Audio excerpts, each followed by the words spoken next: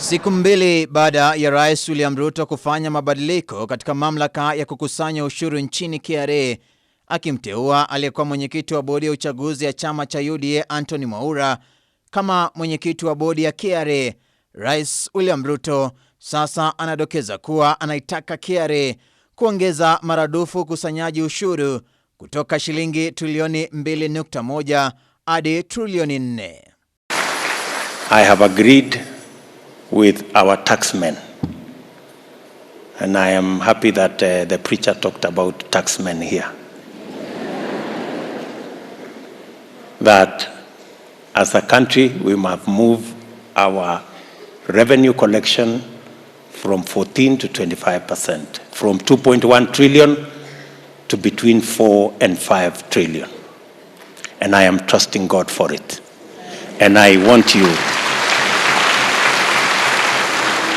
and I am asking you to trust God with me for Kenya's revenues, so that we can leave an inheritance for our children. Instead of the current situation, we run the risk of leaving debt for our children. Kulingana na Rais Ruto, ukusanyaji ushuru nchini unafikia asilimia 14 ya GDP ya humu nchini ikilinganishwa na nchi za milki za Kiarabu ambazo zina asilimia 25. Let me give you some statistics why we are where we are, because it's good for you to know.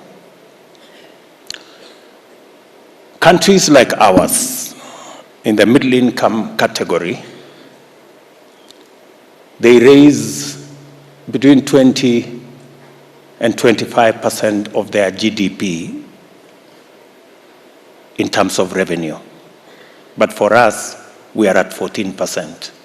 We need to move the percentage of our revenue from 14% to 25%. Mwezi Julai, mamlaka ya kukusanya ushuru nchini KRA iliweka historia nchini baada ya kukusanya zaidi ya ushuru wa shilingi Trilioni 2 mwaka 2021-22 ambao ulikamilika Juni 30. We are currently collecting only 2.1 trillion.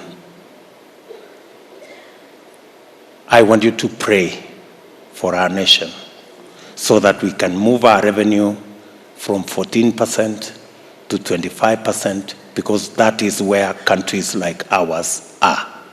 Katika mabadiliko ya KRA, Anthony Mwaura aliteuliwa kuchukua nafasi yake Balozi Francis Muthaura, ambaye tamu yake ilikuwa imepangiwa kutamatika Mei 2023 baada ya aliyekuwa Rais Uhuru Kenyatta kuongeza mkataba wake 2020.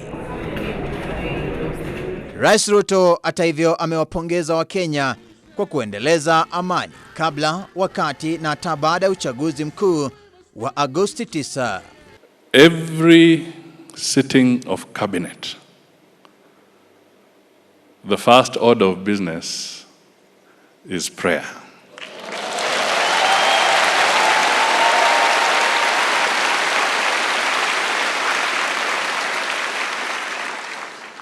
And now here comes the clincher.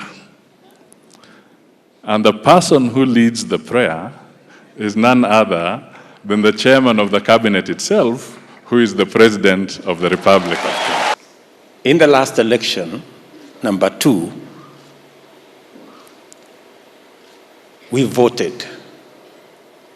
And let me say this, the last election was as close as the one in 2007-2008. But there was a whole world of a difference.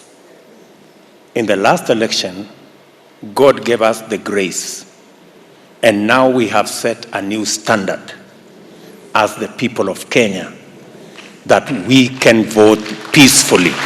Ruto akisisitiza kuwa serikali yake inapania kuongeza kiwango cha misitu na miti nchini hadi asilimia 30 ifikapo mwaka 2032. I need help with our environment, and we have purpose to grow 15 billion trees.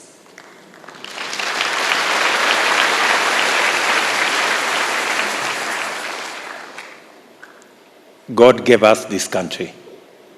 We must take care of it. Part of why we have drought and the situation we are in is a contribution from the world, but we have a role to play as a nation.